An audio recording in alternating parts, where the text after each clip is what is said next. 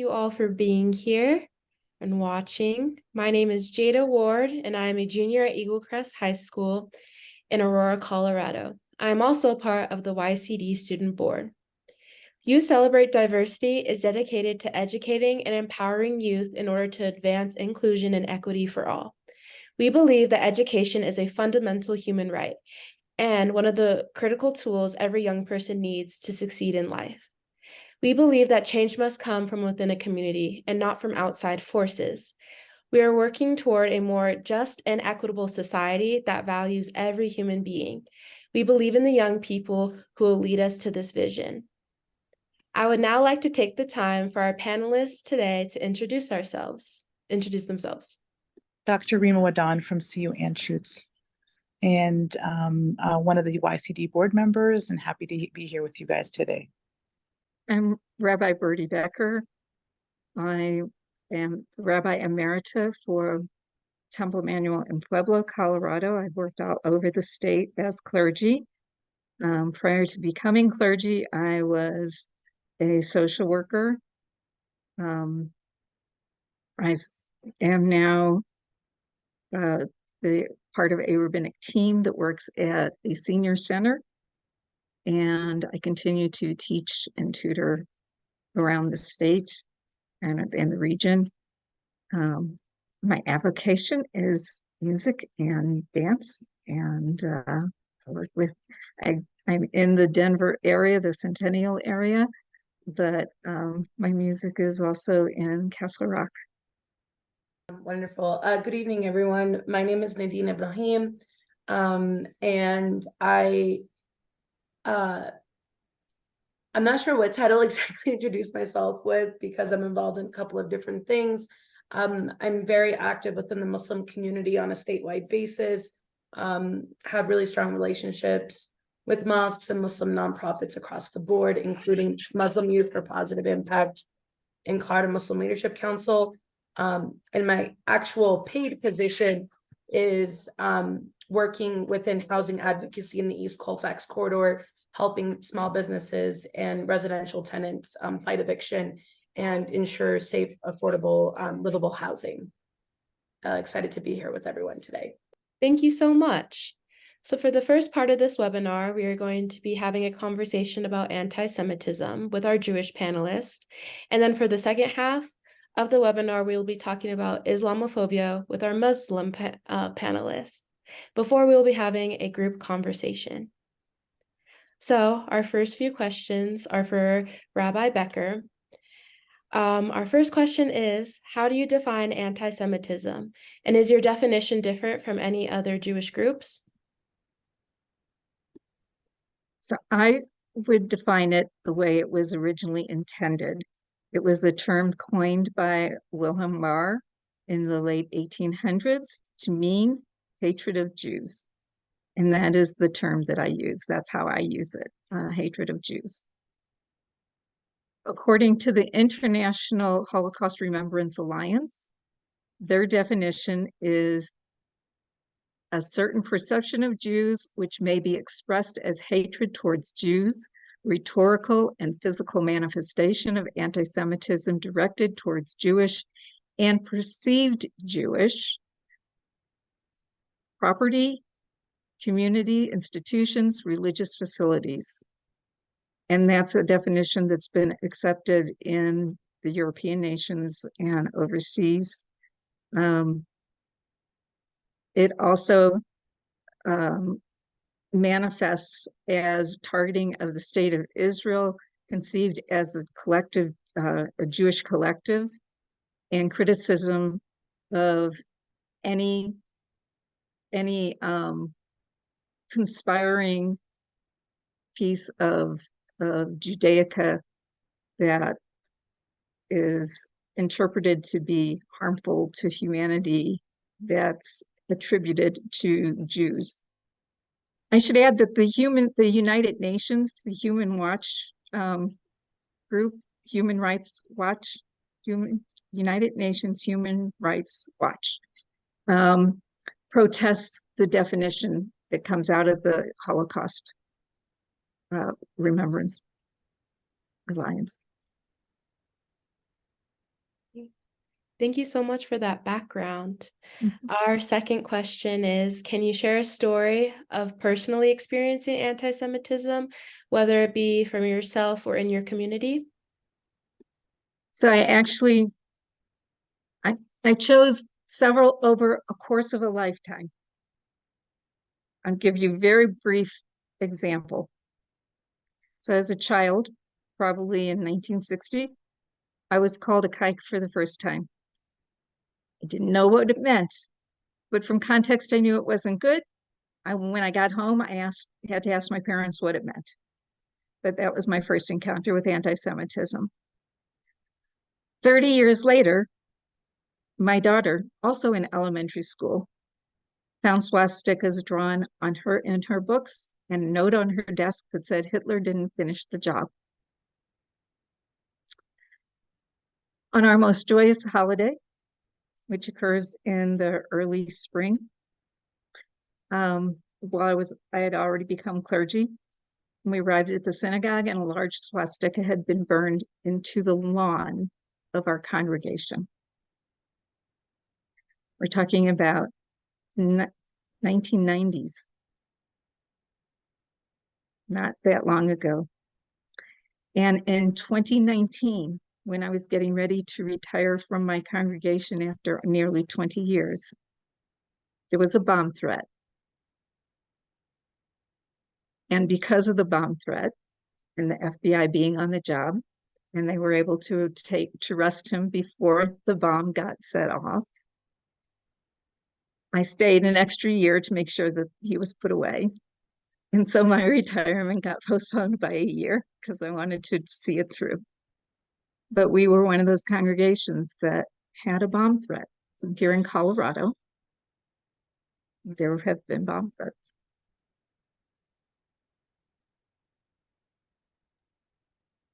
There are a lot of other incidences in between, but that takes you through a good period of years.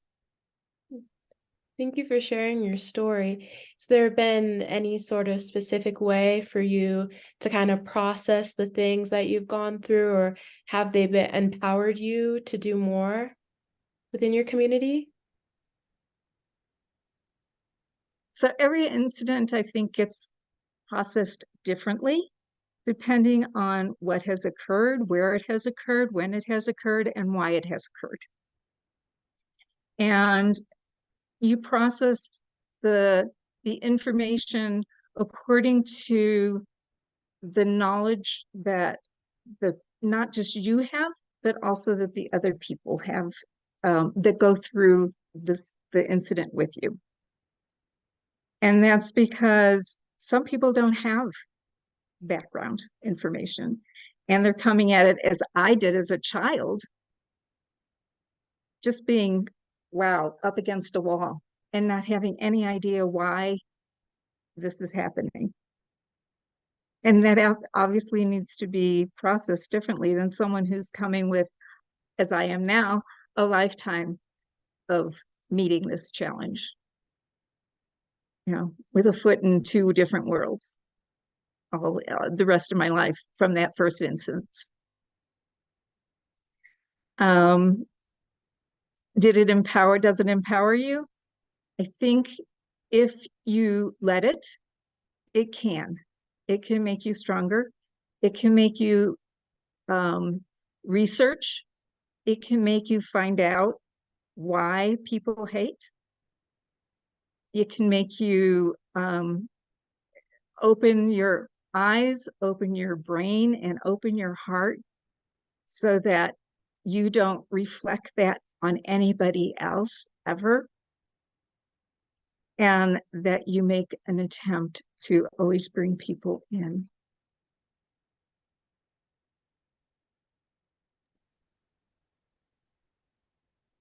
What are some ways that anti-Semitism shows up in everyday life? Do you find it being more commonly implicit or direct? Unfortunately, in the last 6 years, it has multiplied outrageously. And in the last few weeks, even more so, there's been a 300% increase in anti-Semitism. Prior to that, in the last several years, there has been up to a 300% yearly, but now it's been just weeks. It's snowballing. How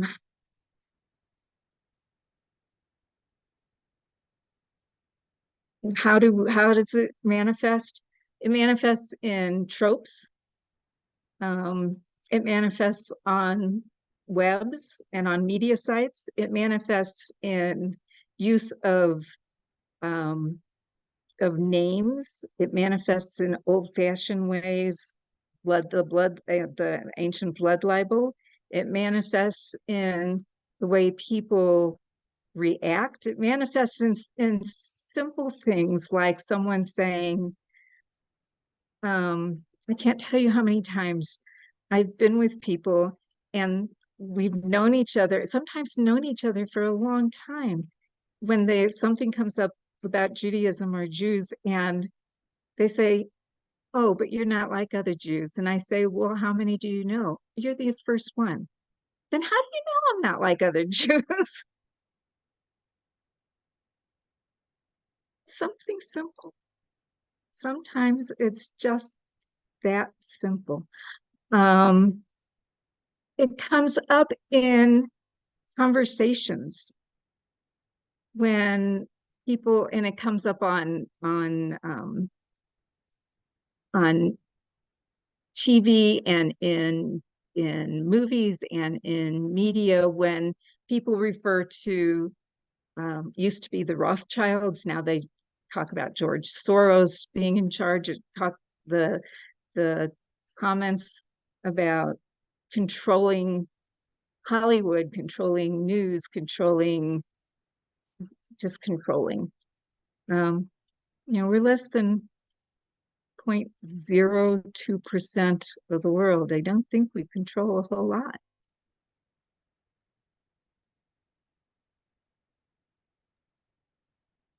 Thank you for sharing that.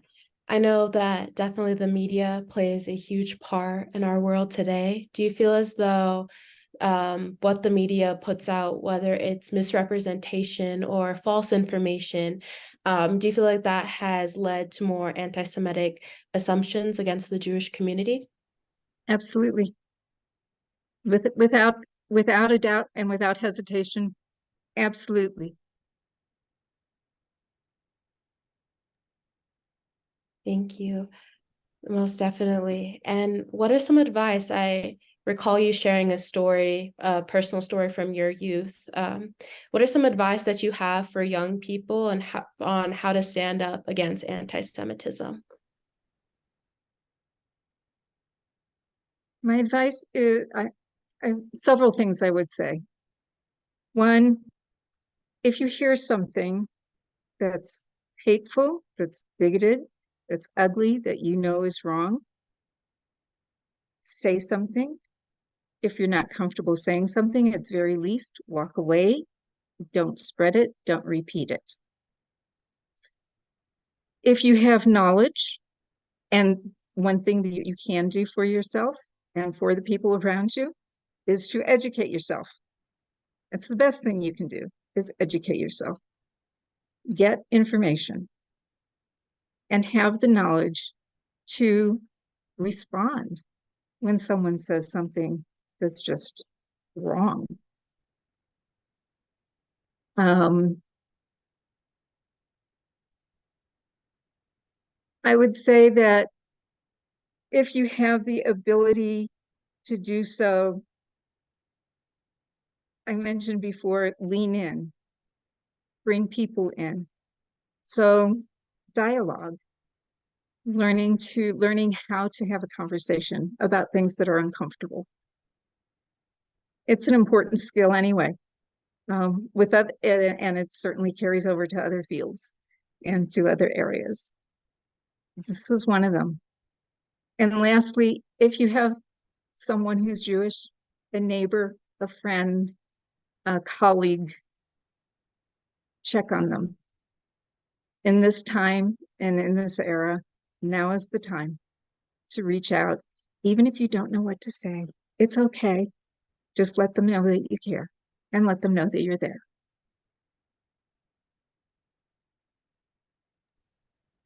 Thank you so much for taking the time to share your knowledge and your personal stories, Rabbi Becker.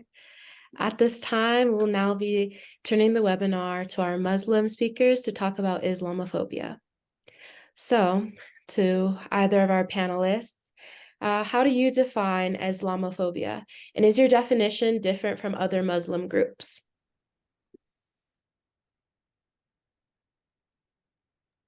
Rima, you're on mute.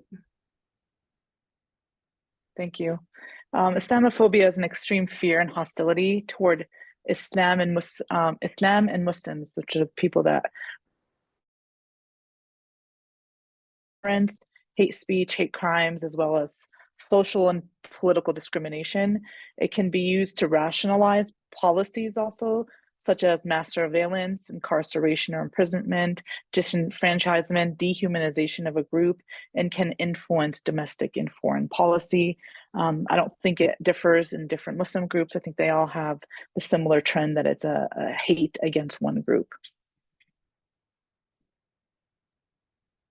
To add with what Dr. Wahdan was sharing is, I personally steer away from using the term Islamophobia and more so prefer the term anti-Muslim, because I think Islamophobia encapsulates a dislike and fear and prejudice towards someone, but I think anti-Muslim like really encapsulates just the level of support towards violence, and that group being the Muslim group and anyone that's perceived to be Muslim. And I think the perceived part is very, very important to note.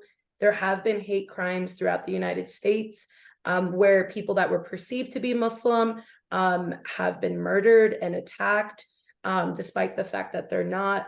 A number of people that are Arab Christians have struggled with anti-Muslim sentiment, anti-Muslim actions.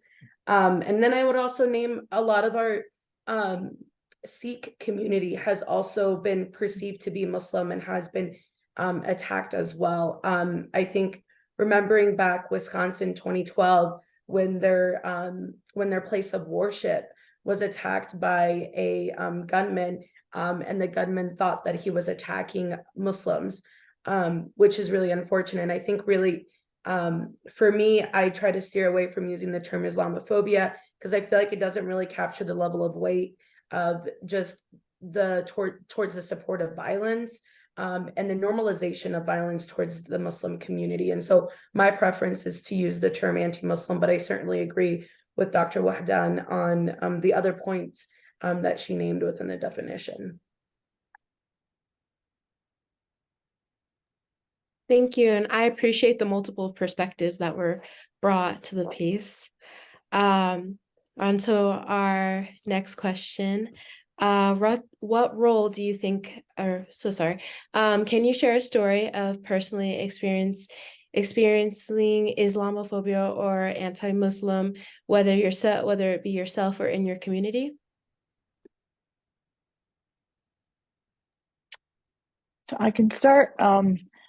Think since 9/11, Islamophobia or anti-Muslim sentiment has increased to epidemic proportions.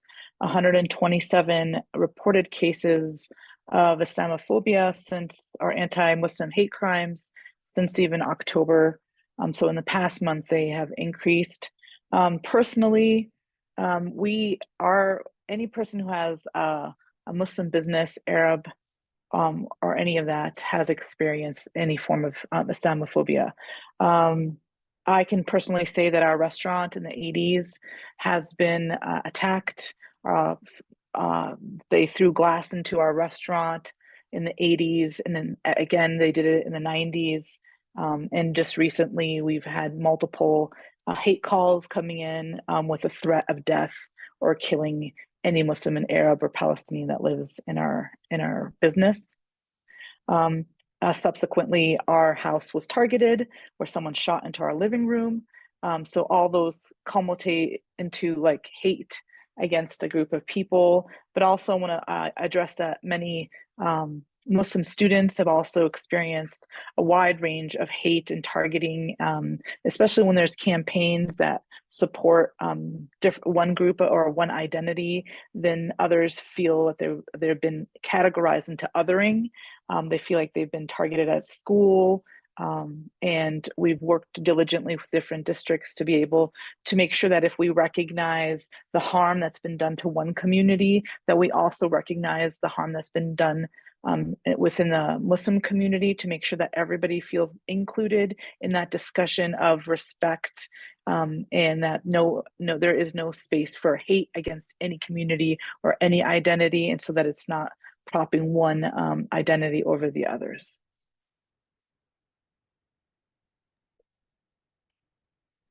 Certainly second everything that Dr. Wadan has shared. I think to personalize it a bit, so I grew up in rural northeastern Colorado. My community was less than 1,000 people. We were the first Muslims, Arabs, Palestinian, the first of everything to have settled there, that has the intersection of my identities. And my parents have a convenience store. And so on the night of 9/11, I was in preschool. So I didn't know why school was getting out early. I like, as a young child, I thought, school gets out early, that's cool, get to go home, get to hang out, all that stuff. And that evening, my dad was showing me how to work the cash register. Was always interested in the little keyboard and whatnot. And someone came in wielding a knife, and the person wanted to stab my father right then and there, because in his words, he needed to pay for the crimes of 9/11. And I share this story because for me, honestly, that's the most pivotal story in my life. It's the most vivid memory that I have as a child. Because one, I just perceived the level of hatred that this person had, that simply took some information from the media and took it to generalize an entire group of people, and wanted to take agency into their own hands to carry out violence towards anyone that had that identity. It was an extremely terrifying time. I didn't know what was going to happen to my dad. I was able to hide while that entire scenario was playing out. But I think for me, my dad sat all of us down at the time. There were four of my siblings. Sorry, three of my siblings that were born. I was the fourth at that time, and pretty much told us that, like, either you use this as an opportunity to like hide your identity, and I totally respect that, because safety is first and paramount, or you could use this as an opportunity to educate, because what's the likelihood that someone else of our identity is going to be in this community? And so for me, I use that as, that was kind of like the kickstart of the motivation and like the source of the fire that I draw from for a lot of the organizing that I do within the Muslim community, as it relates to our civil rights, as it relates to our sense of like building community, and like really identifying with the intersections of our community, and really aiming to build more of an equitable and just society. So yeah, that's I would say that's probably like one of the most personal stories that I have with it. Thank you for sharing those personal experiences. My next question relating to everything is, what are some ways Islamophobia or anti-Muslim hate crimes show up in everyday life? Are they more implicit or indirect, or is there a certain place where you feel as though they're more prevalent? I think primary place where Islamophobia kind of shows up is in the media.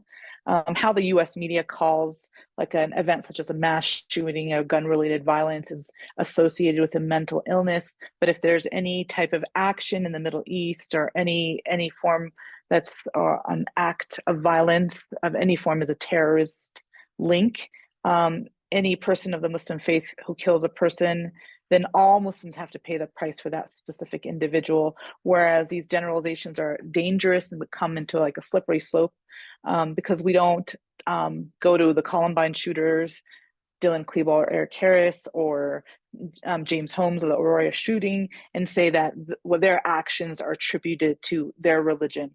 So we never do those blanket statements when in the media it's very quick to associate terrorism with any Arab or Muslim identity. And so those are very dangerous ways that it shows up. Also, it shows up when leaders start using derogatory terms to kind of dehumanize the Muslim community. They start using terms as terrorist, savage, subhuman. It also shows up in policies with the US government and Europe.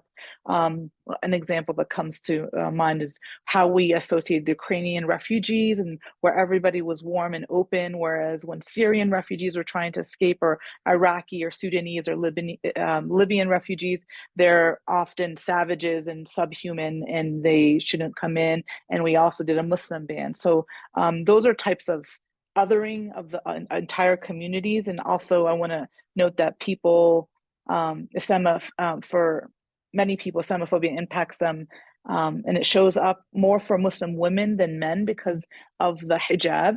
And so that's another form of where Islamophobia shows up.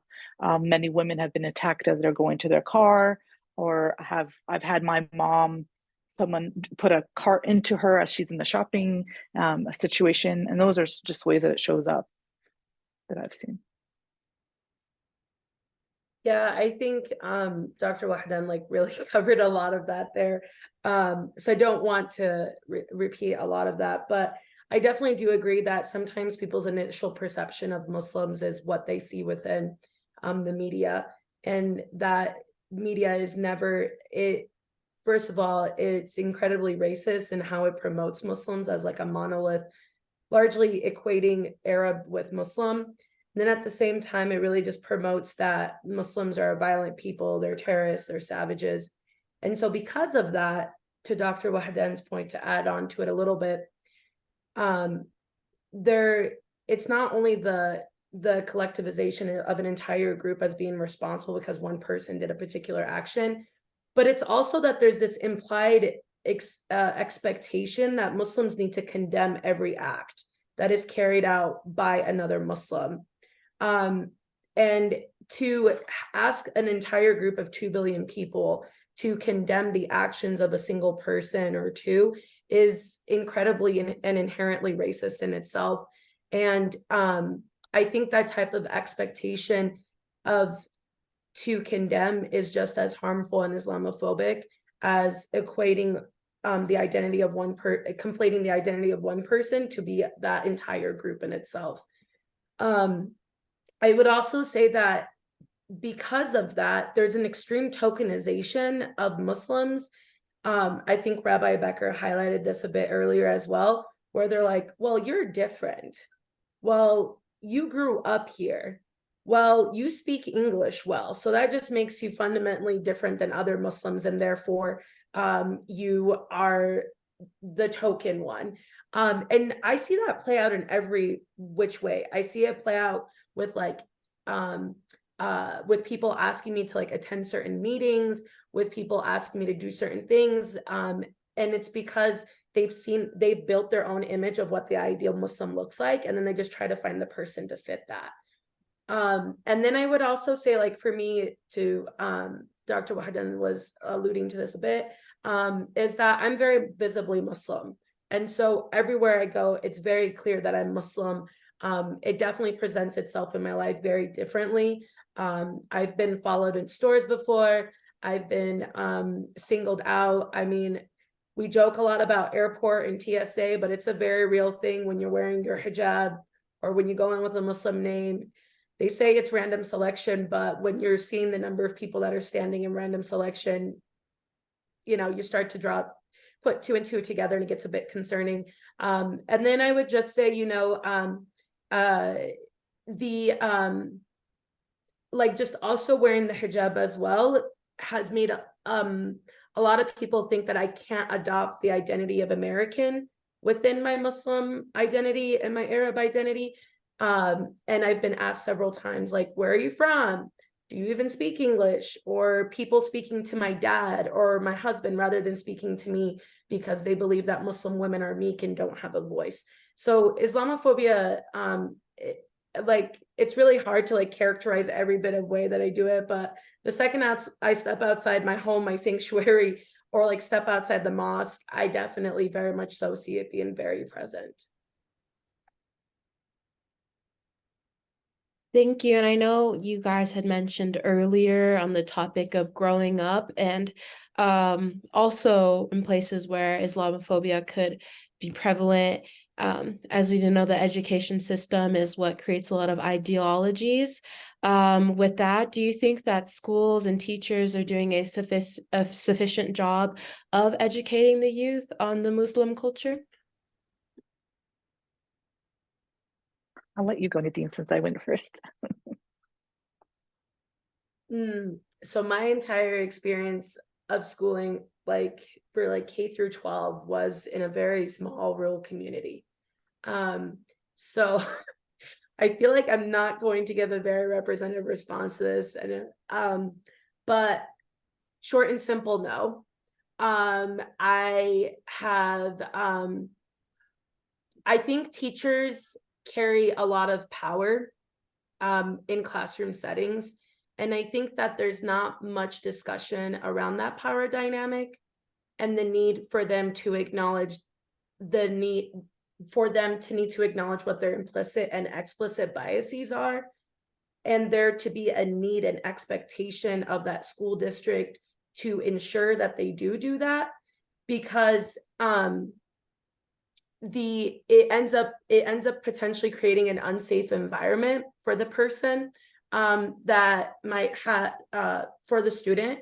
But I think also it has the ability to propagate stereotypes and prejudice towards particular groups as well. So I don't think that there has been sufficient training for teachers around that. And I don't think that even in talking about diversity, sometimes people think diversity just means percentages of particular groups, but there's not really a conversation about what does that mean, about what agency should we have in understanding power dynamics in the classroom, and like really recognizing our implicit and explicit biases. So I think that there could be a lot more there. I have had, like when I was in school, someone like a student kept following me nonstop, and the teachers were very fully witnessing this, telling me like, you're wearing a rag on your head, la la la, boom. Nadine is related to Osama bin Laden. That's her uncle, among a number of other things. And teachers were witnessing this and were not interjecting and saying like, this is a form of harassment and you really need to like Nadine deserves to feel safe in this space.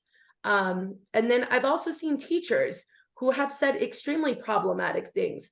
My brother was told that he should be grateful for Martin Luther King Jr. because if it wasn't for him, he wouldn't be in the classroom today. And so to know that a teacher can say something like that, knowing the power that they have, is extremely problematic. And I think that there needs to be more ownership of what additional training and development is needed for educators in that space.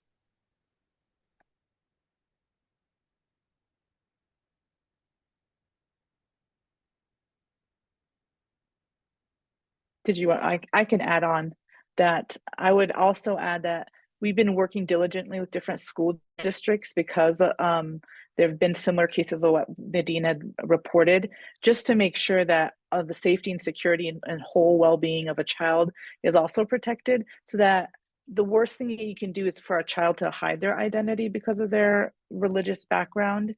And what we want is all students, whether they're Jewish, Christian, Muslim, Hindu, Buddhist, doesn't matter. All identities should be accepted and celebrated so that everybody feels whole in the classroom.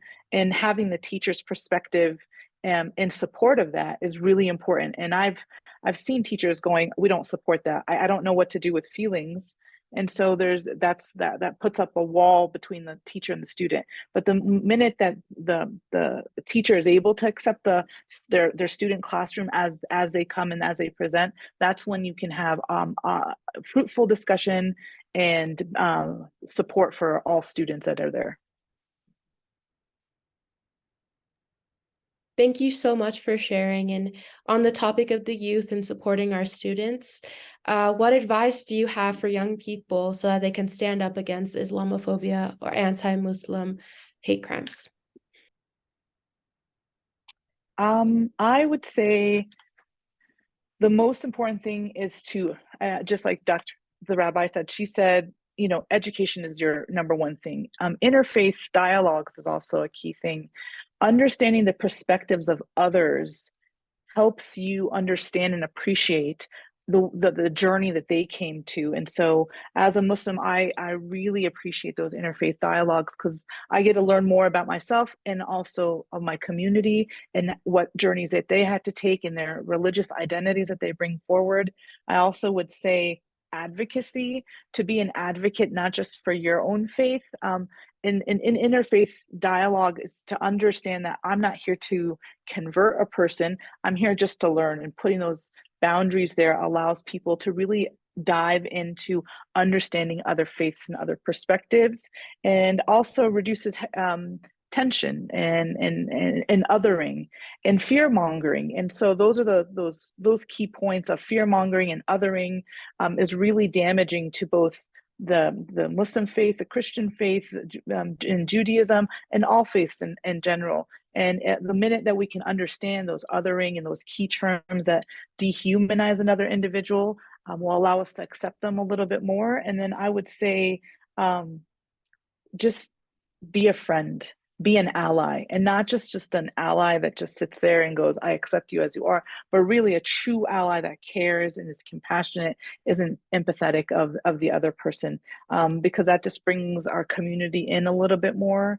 It brings in perspectives from different angles, and we really come in a little bit stronger because we care about one another, and the life of every person that is in our community is cherished. Think to just add to that real quick, because I know we're getting a bit tight on time here. I just wanted to share that I think I want to acknowledge that sometimes I was talking a little bit about power dynamics, that sometimes a lot of the youth's perceived perceptions of people is cultivated within their home environment and what they might be seeing on TV. And so what my biggest advice is always come from a place of curiosity. I definitely support Rabbi Becker and Dr. Wahden in naming that education is really important.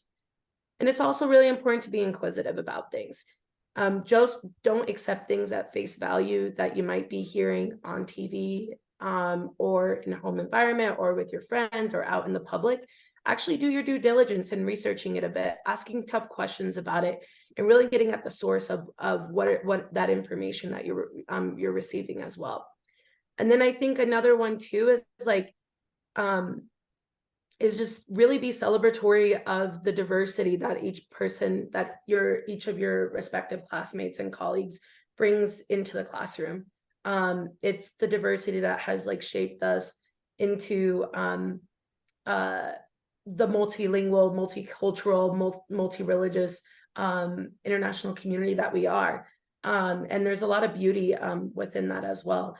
Yeah, and then I think just on a third point as well is definitely don't be a silent bystander when you can. I mean, obviously safety is first and paramount, but if you hear someone saying even something as basic as a joke, a joke can end up becoming a statement, then it becomes a belief, then it becomes a thought, and then it could become something that intrinsically the person believes, and then that might lead to them taking a particular action. So as much as someone's like, oh, I'm just joking, making fun of like the way, you know, your accent, or like the fact that Muslims do this particular practice, it's really not a joke. And I think if we could really get at the essence of being like, those are not joking matters, and those are things that like, even when we see someone joking about it, we should step in and say something. I think that's really important and could really help like step into the potential arc that someone could lead them to developing a particular hatred or a particular animosity towards a group.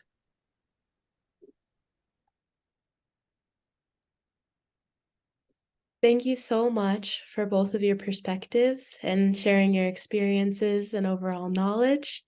At this time, I would like to open the floor for our full panel, where we will further expand on the both perspectives.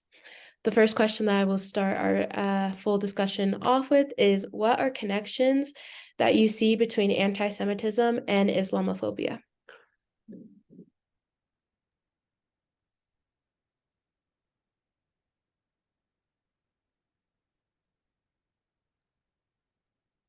I think you can go first, Rabbi Becker, because Dr. Rodden and I have been speaking for quite a bit. We're talking about. I think they're deeply connected, just because hate and othering doesn't matter who it's against. Once you open the door, it's against anybody and everybody. It's very easy to be in your own bubble. And as soon as you make that bubble small enough, then you have eliminated the understanding of what Nadine and Dr. Wazan were speaking about, which is getting to know what's outside your own bubble. And that's where that hate and that bigotry and the prejudice develops, is if you can't reach out, if you can't see outside that space that you're in, if you can't hear what someone else has to say, if you can't listen to someone else's history or opinion or their experience, and hear it from their point of view, not your point of view, then you're missing out on being able to be part of community. And community in right now, thank God, still in America, community is everybody, is anybody. We are all, I mean, unless you are part of one of the native tribes, we are all immigrants. We are all migrants into this country. We all come from diverse backgrounds, and we all have our own stories. And the blending of those stories has always been the richness of this country. Without that richness, we no longer are the United States that I grew up in. And I know, Nadine, I'm a lot older than you, but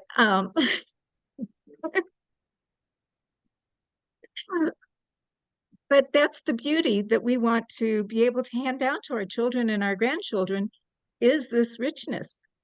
And so it is having those interfaith programs and discussions and connections,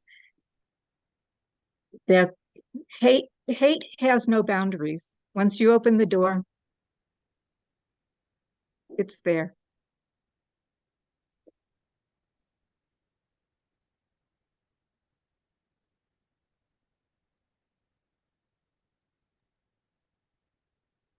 Did you want to go next, Anima? Would you like me to? Oh, you can go. Okay. I definitely second everything that Rabbi Becker has shared. I think that I think what I would add to that is just name that oftentimes when there is a strong connection between anti-Semitism and anti-Muslim hate crimes, when we usually see anti-Semitism on the rise, we're also seeing anti-Muslim hate crimes and violence on the rise as well. So the two are deeply interconnected. And a few years ago, I used to work very deeply in studying and like educating community around like domestic violent extremism and how it presents itself, and how communities could really prepare themselves and protect themselves against hate crimes. And in all of that work that we did it in very close collaboration and relationship with the Jewish community. We all identified the same concerns when it came to our places of worship. We all talked about how a number of these domestic violent groups that exist, whether it be white supremacists, whether it be sovereign citizen groups, or even like militia groups, they have a very deep hatred and justification for violence, an assumed justification for violence towards Muslims and towards the Jewish community as well. And so I would say that they're very deeply interconnected, even though they might manifest themselves in a very different way. But we usually take the very similar approaches to protecting ourselves against them.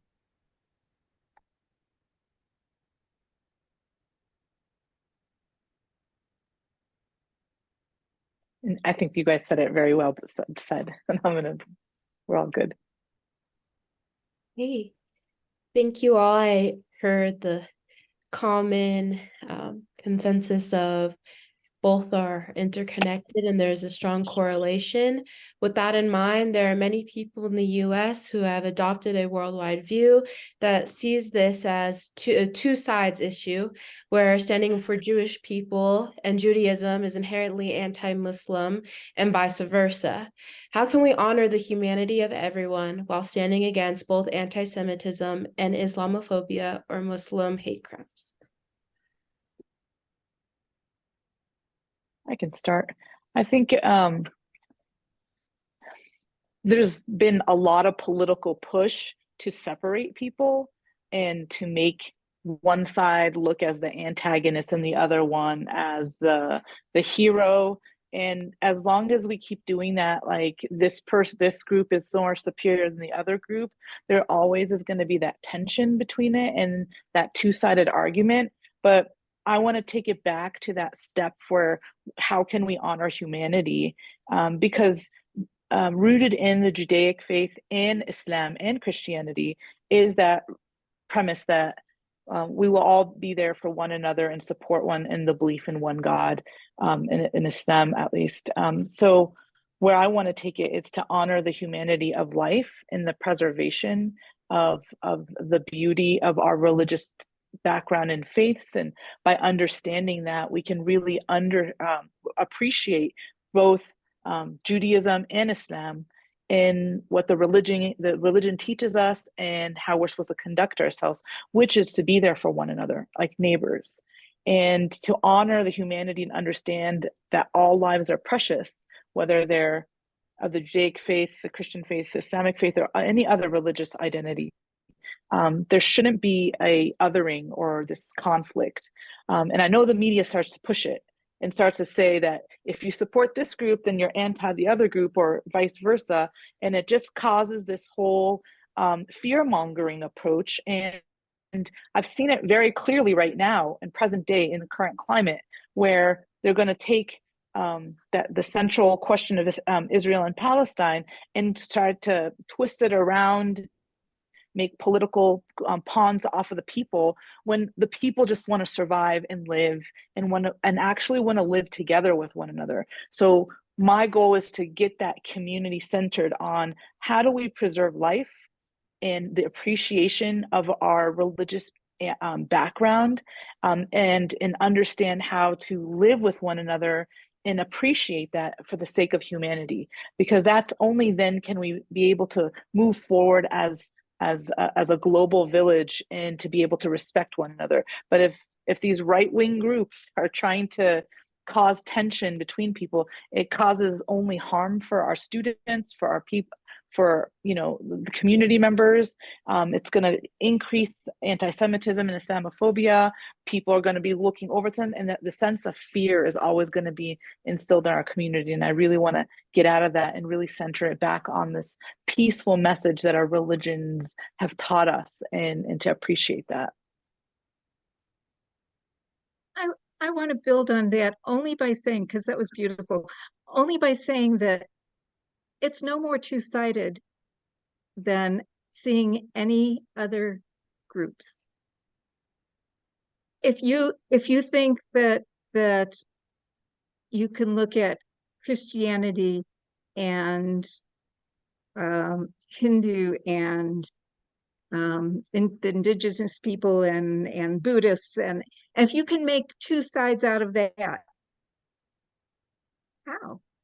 how is that two-sided? And it's no more two-sided between this Muslims and Judaism than it is between Christianity and anything else. Again, I think it's the media that pushes it that way. And so people start seeing it that way. But we aren't. We're all folded in on each other. There aren't two sides. There are multi-sides.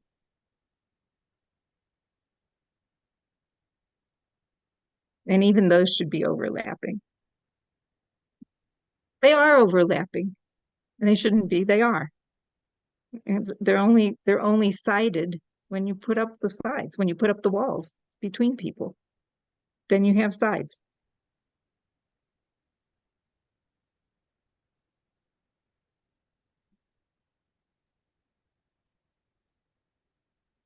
I really don't have much to add to what Dr. Wahdan and Rabbi Becker had shared, but I certainly do agree that, like, at a basic minimum, knowing and recognizing our shared humanity as a human race, even if you're religious or a-religious, is a preservation of life.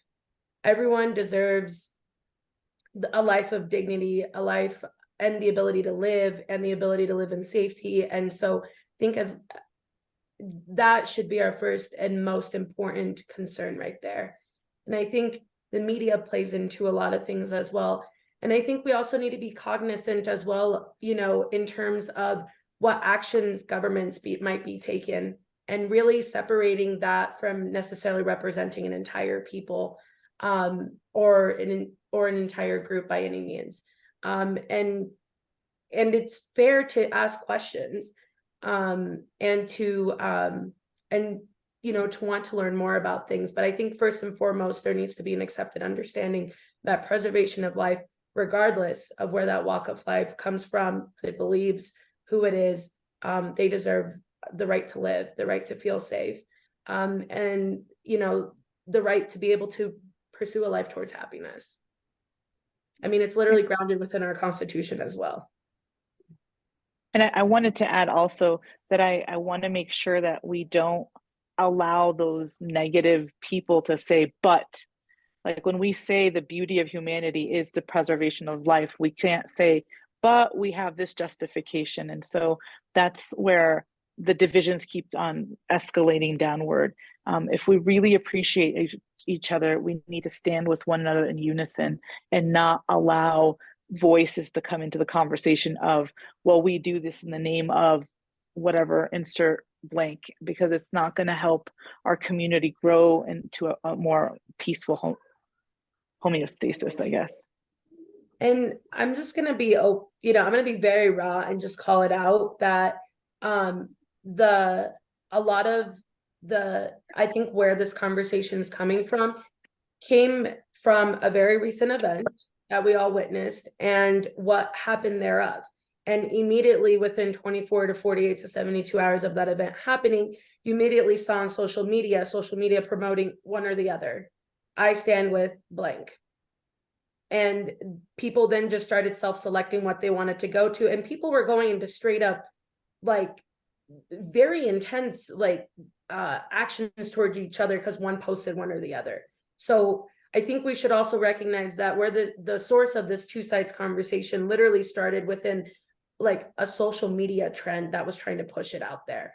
And so it's very important to recognize that, and for us to do more than simply just accept face value, things at face value that we might just see coming across our storyline.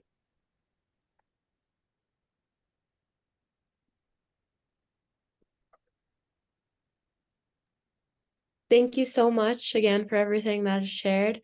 In the span of this webinar, I know we've covered a lot of insightful topics and different perspectives within our two main topics of this webinar. I would like to present our last question, which are there any stories of hope that you would like to share in positivity?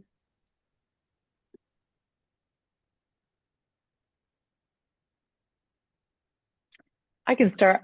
I was standing in a session the other day, and I can see two groups kind of like look at each other. And I wanted to offer it's really important to not use trigger words that incite hate or are perceived to incite hate for the other groups, because that just starts this whole domino effect going spiraling downward of increasing anti-Semitism and Islamophobia.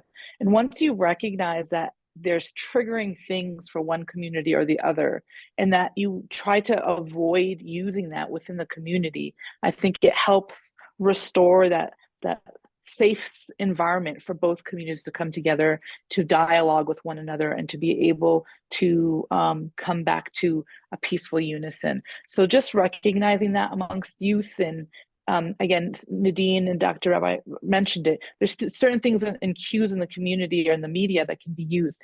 I would encourage people not to do these racist, I really call them racist, TikTok trends, or follow these some podcasts that are really trying to spew hate in our community. Try to avoid those type of hateful statements or rhetoric, and kind of lean to more understanding your community members, understanding people from the different faiths.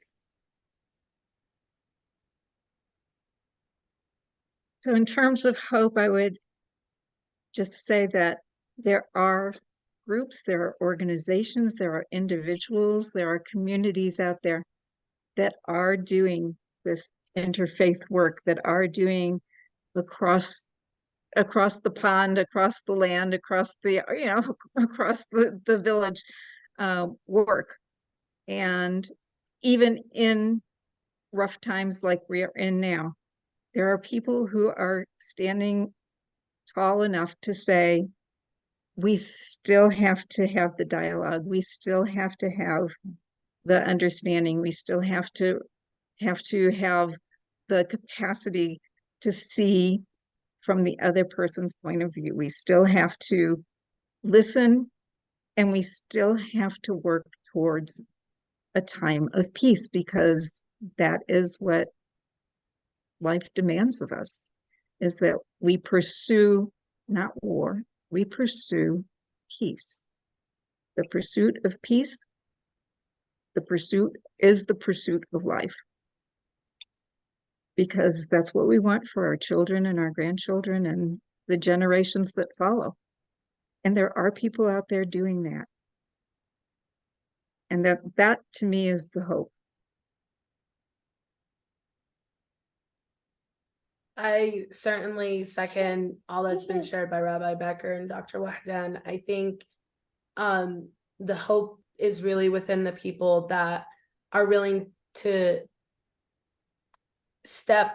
take that step to acknowledge the other person, to engage in dialogue with them, and to hopefully build a relationship. And I think that has a lot of hope within that. I think, something for me to share is, like I've shared on several times, that I'm Palestinian by my background. My parents were overseas when everything took place, and there was a question about whether or not I'm going to be able to see them, because there was no way for me to get them back to the US. And so for me to have my Jewish friends reach out to me and check on me was like meant so much to me, knowing that they were grieving within their own time as well. And so I think for me, I share that as a story of hope that I recently experienced. And I think that everything that we talked about today about building relationship, doing interfaith dialogue, and just really being grounded in the fact that, we all want the very basic things for our respective communities, and we should build relationship across those intersections. I just want to add to what you just said, which is that it's easy to be an ally when things are going well, and things are easy. Oh, to be an ally when things are rough, when things are hard, that's a true ally. that's when you need to step out and really be an ally.